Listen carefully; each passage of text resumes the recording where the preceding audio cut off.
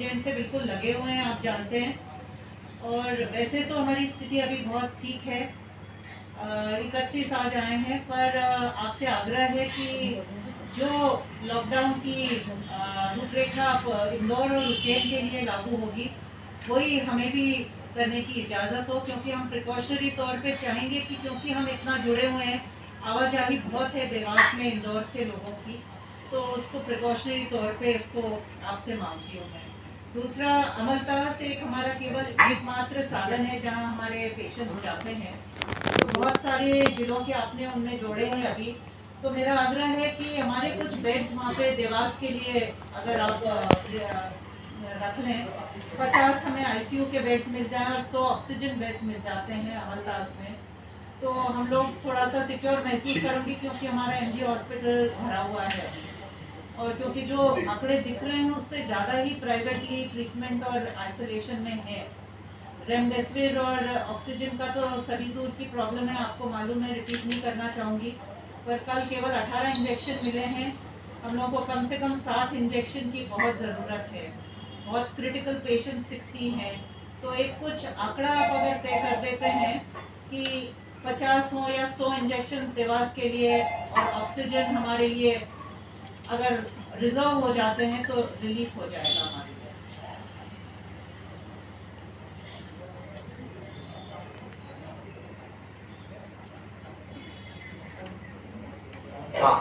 जी, एक liquid oxygen tank का भी हमारे हॉस्पिटल में टेंडर हो चुका था, पर वो लैप्स हो गया था।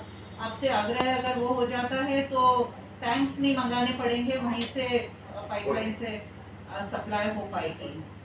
तो आपसे इतना ये है, और लॉकडाउन के लिए मैंने आग्रह किया है कि हमें परमिशन दी जाए, थोड़ा सा बराबर जी। जी, आपको भी धन्यवाद, हम सभी को भी धन्यवाद। 7 दिन का लॉकडाउन बढ़ाया गया है, देवास के लिए क्या निर्णय लिया गया?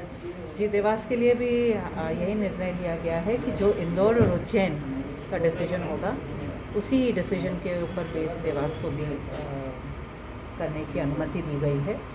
और अभी कलेक्टर साहब इसको पूरा वर्कआउट करेंगे, क्योंकि अभी पूरी नियम नहीं आए हैं, अभी इसको वर्कआउट पूरा करके और कलेक्टर साहब इसको की घोषणा करेंगे, जो भी बारीकी से इसको नियम तय किए जाएंगे। सीएम द्वारा लिखी वीसी में एक तो ऑक्सीजन की बात कही मुख्य मुद्दा और इंजेक्शन की बात की, क्या देवास में पिछले 4 दिनों में जो इंजेक्शन है उसका आंकड़ा है अपने पास कुछ? बिल्कुल है, उसकी पूरी रजिस्टर मेंटेन कर रहे हैं। मैंने ही कलेक्टर साहब से बोला था कि जितने इंजेक्शन्स आ रहे हैं और वो किन पेशेंट्स को दिए जा रहे हैं और किस रेट में दिए जा रहे हैं, इसका पिछले 2 दिन से रिकॉर्ड रखने के लिए बोला गया है। पूरा रजिस्टर रखा है इन मेडिसिन की दुकानों ने, और इनको चेक हो रहा है। पूरे ही प्रदेश में इस इंजेक्शन की कमी आ रही है, केवल देवास ही नहीं है, पर ये देखना है कि जितनी ज़रूरतमंद है उनको ही दिया जाए, क्योंकि अभी ऐसा हो रहा था कि कोई भी पॉजिटिव होता है उसके लिए प्रिस्क्राइब किया जा रहा था। ये एक बहुत ही सीरियस पेशेंट को 20% लंग्स इफ़ेक्ट हो उसके बाद उसको देने के लिए ये प्रिस्क्राइब होना चाहिए।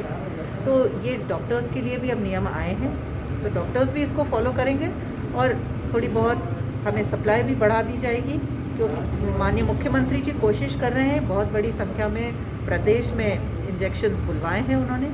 मुझे लगता है 1-2 दिन में इसकी थोड़ी सी जो दबाव है मांग को लेके वो कम हो जाएगा।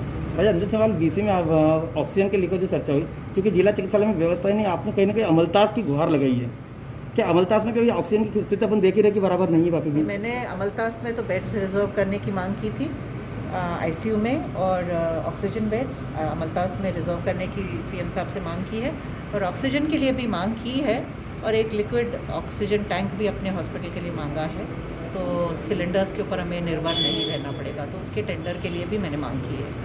ठीक है, धन्यवाद। मुख्यमंत्री द्वारा एक वीसी ली गई, वीसी में लेकर जो उज्जैन इंदौर को लेकर लॉकडाउन की बात कही, क्या देवास में जो आपने कभी निर्णय लिया?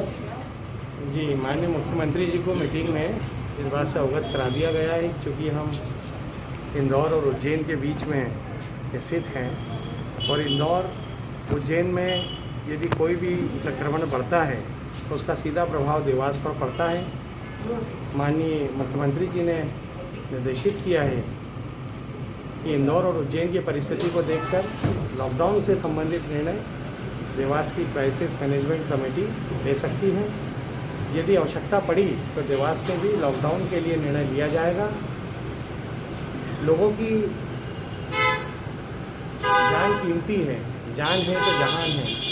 लोगों की जान बचाने के लिए जो जो निर्णय लिए जाना आवश्यक होंगे, जिला प्रशासन, मध्य प्रदेश सरकार और हम सब जनप्रतिनिधि मिलकर वो निर्णय लेंगे।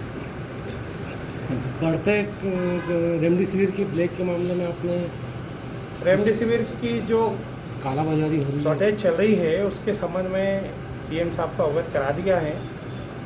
कुछ लोग इस शॉर्टेज की आड़ में ब्लैक मार्केटिंग कर रहे थे, इस बात से भी सीएम साहब को अवगत करा दिया गया है।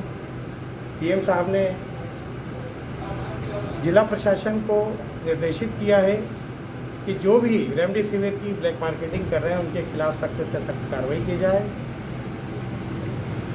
रेमडेसिविर की सप्लाई के लिए भी पूरा प्रयास मध्य प्रदेश की सरकार कर रही है। रेमडेसिविर बहुत जल्दी मार्केट में प्रचुर मात्रा में उपलब्ध हो जाएगा। ऑक्सीजन की कमी के संबंध में भी इसी प्रकार के निर्देश माननीय सीएम साहब ने दिए हैं।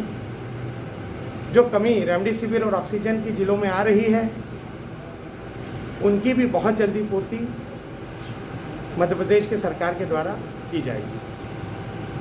लिए गए देवास में आपके द्वारा, और चूँकि जनप्रतिनिधि भी साथ में थे, तीनों की बैठक के बाद क्या निर्णय निकाला गया है? आज माननीय मुख्यमंत्री जी की जो क्राइसिस मैनेजमेंट ग्रुप के सदस्यों के साथ में बैठक थी, हर ज़िले से वो अलग अलग से चर्चा कर रहे थे। देवास ज़िले में की जब बात आई तो माननीय विधायक मैडम ने ये कहा कि चूँकि इंदौर में भी 7 दिन लॉकडाउन की बात आई थी और उज्जैन में भी आई थी, तो इन्होंने कहा कि जिस तरह का निर्णय इंदौर और उज्जैन के लिए हो, उसी तरह से देवास के लिए भी निर्णय हो। फाइनली निर्णय शासन स्तर से आना है, पर मेरे समझ से इसी में माननीय मुख्यमंत्री जी ने इसकी सहमति दर्शाई है, और जैसे ही इसमें शासन से आदेश आएंगे अकॉर्डिंगली फिर हम अपना अनुपूरक आदेश जो है जिला स्तर से उसको हम जारी करेंगे, पर वो निर्णय एक बार शासन से आने के पश्चात हो पाएगा। सर, जिस तरह से आप बता रहे हैं कि इंदौर उज्जैन के शासन में निर्देश आने के उस पर फॉलो किया जाएगा, क्योंकि इंदौर उज्जैन से देवास का प्रशासनिक अमला भी अप डाउन करता है, क्या मानते हैं इस चीज़ को? बिल्कुल बात सही है। अभी मैंने इस बात पे भी प्रतिबंध लगाया और सभी प्रशासनिक अधिकारियों को ये निर्देश जारी किए गए हैं कि वो अपने मुख्यालय पे रहें। जिनके पास अगर घर आवंटित नहीं है वो किराए का चाहे ले लें, पर कोशिश ये करें कि लोग अप डाउन करने की जो पद्धति है वो बंद हो। सर, पलायन वापस चालू हो चुका है। बाईपास पर अगर हम देखें तो रोज सैकड़ों वाहन दिख रहे हैं बाहर से आने वाले। क्या देवास में उन लोगों पर वॉच किया जा रहा है? जी, पहले देवास जो था पलायन के लिए, जो पिछले कोविड का जो आपका अनुभव है, जहाँ से भी आते थे देवास एक सेंट्रल पॉइंट था, यहाँ से फिर फर्दर अन्य ज़िलों में आगे भेजा जाता था। सामान्यतः देवास ज़िले के जो मजदूर हैं अभी इस तरह की कोई ऑथेंटिक जानकारी नहीं कि अन्य राज्यों से होकर के आ रहे हैं, पर अगर इस तरह से कोई सूचना आती है तो उस पर हम निश्चित तौर पर सुनिश्चित करेंगे उनको किसी प्रकार की परेशानी ना हो। ठीक है।